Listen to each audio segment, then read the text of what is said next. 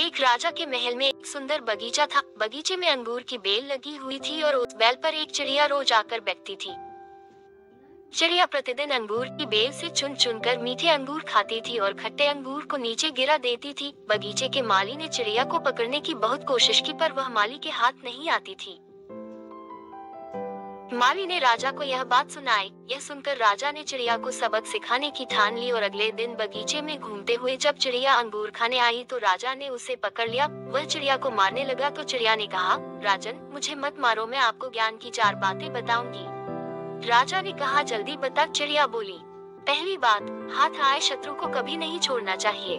दूसरी बात, असंभव बातों पर भूलकर भी विश्वास नहीं करना चाहिए। तीसरी बात, बीती हुई बातों पर कभी पश्चाताप नहीं करना चाहिए।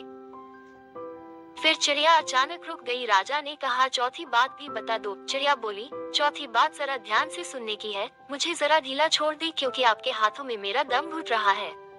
राजा ने हाथ ढीला छोड़ दिया तो चिड़िया एकदम से उड़कर पेड़ की डाल पर बैठ गई और बोली, चौथी बात यह थी कि मेरे पेट में 2 हीरे हैं।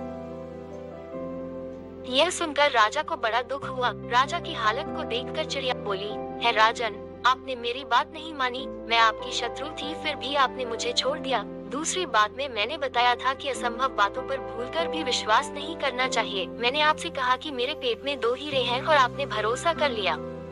शिक्षा, ज्ञान की बातें जीवन में अमल करने के लिए होती है, केवल सुनने के लिए नहीं।